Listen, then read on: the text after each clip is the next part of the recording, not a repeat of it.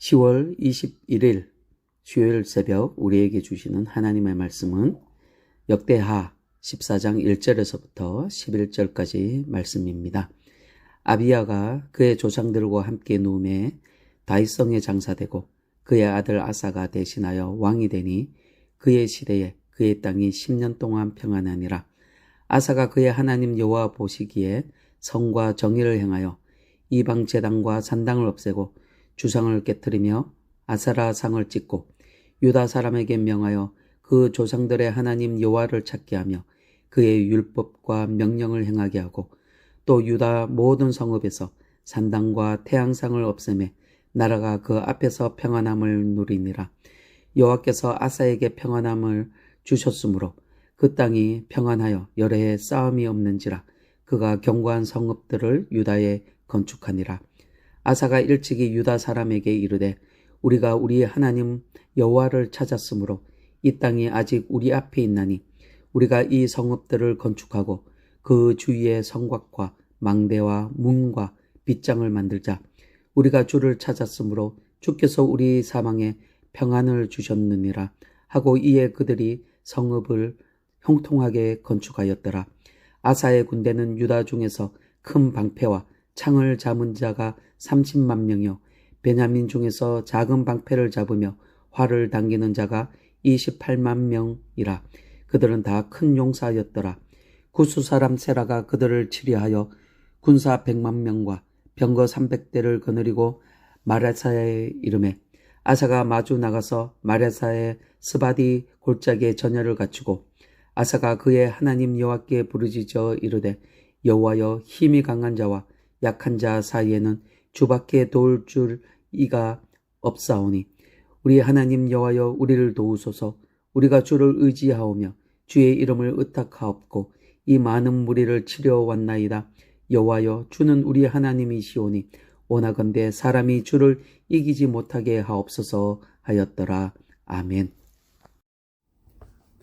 오늘은 하나님을 찾으면 어떤 일이 일어나는지에 대해서 함께 묵상을 하도록 하겠습니다.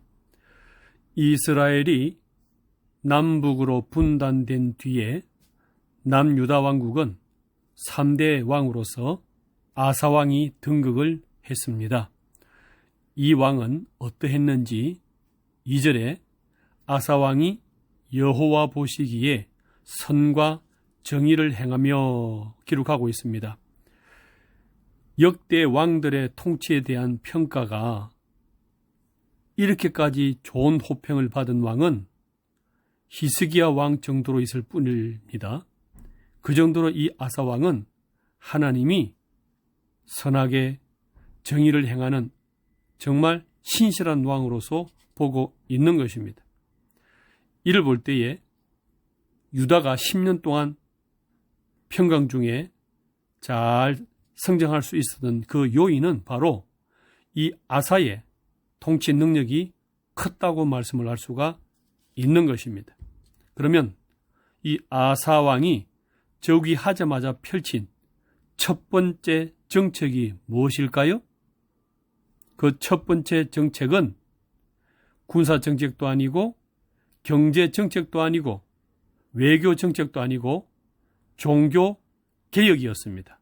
3절에 보시면 이방 제단과 산당을 없애고 주상을 깨뜨리며 아세라상을 찍고 유다 사람에게 명하여 그 조상들의 하나님 여호와를 찾게 하며 그의 율법과 명령을 행하게 하고 이렇게 기록합니다. 그렇습니다.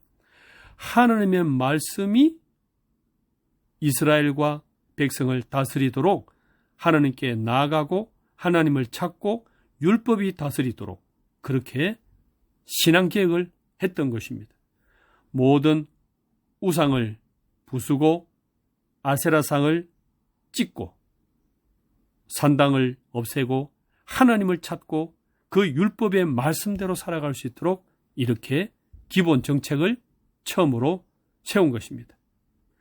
이로 말미암아서 하나님이 이 땅에 4가지 은혜를 주는데 그 첫 번째 받은 은혜가 무엇이냐 그러면은 그들 모든 백성 가운데 평강을 주시더라 기록합니다. 6절에 여호와께서 아사에게 평안을 주셨으므로 그 땅이 평안하여 여러 해 싸움이 없은지라 그가 견고한 성읍들을 유다에 건축하니라 기록합니다. 그렇습니다. 하나님을 찾으면 하나님이 보호하시고 지키시기 때문에 그 땅에 평안이 온다는 것입니다. 싸움이 없어지고 분쟁이 사라지고 평강이 임하는 나라가 된다는 것입니다. 두 번째는 부국 강병의 강성함을 주십니다. 8절에 아사의 군대는 유다 중에서 큰 방패와 창을 잡은 자가 30만 명이요 베냐민 중에서 작은 방패를 잡으며 활 당기는 자가 28만 명이라 그들은 다 용사더라 해서 남들이 이웃나라가 함부로 넘보지 못할 정도의 부국 강병한 이런 나라로 만들어 주십니다. 자그마치 58만 명이나 되는 군대를 딱 보유할 수 있는 강국이 되더라는 것입니다. 이것이 하나님을 가까이 하게 되어지게 되면 하나님이 키워주시고 강하게 해주시고 건강하게 해주시다. 이것을 말씀하고 있는 것이죠. 세 번째 은혜는 공격하는 대적자를 막아주신다. 이렇게 설명하고 있습니다.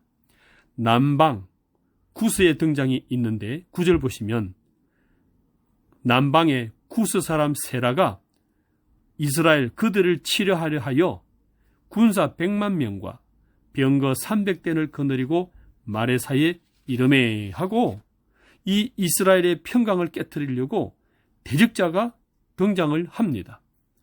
구스는 에티오피아, 즉 애굽의 남쪽에 있는 아프리카 지역인데 이 세라 왕은 그 아버지가 애굽의 22왕조 시삭 왕으로서 애굽과 남쪽 구스, 에티오피아 전체를 다스리는 왕과로 군림하고 있던 왕들입니다. 그런데 이 침공했을 때의 군대 수가 군사 100만 명에다가 철병거 300대니까 군사만 해도 갑절이고요. 철 탱크 같은 이 군대가 300대니까 그 위용이 얼마나 움츠러들고 기가 죽겠습니까? 그런데 결과는 보십시오. 12절에 여호와께서 구스 사람을 패하게 하시니 우리 하나님께서 그들에게 역사하셔서 오히려 이스라엘이 이기도록 해주시는 역사를 보게 되어집니다. 여호와께서는 유다 이 백성들 앞에서 구스의 군대가 패하여 도망가게 하셨습니다.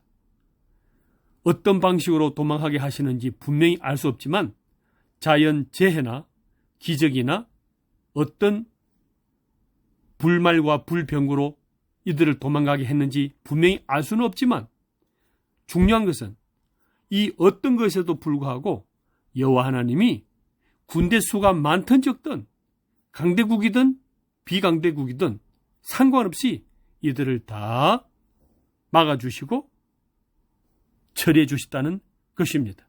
이렇게 우리 하나님께서는 하나님을 가까이 하는 그 사람과 백성에게 대적자들마저도 막아주시고 온전히 지켜준다는 것을 우리에게 메시지 주시고 있는 것입니다.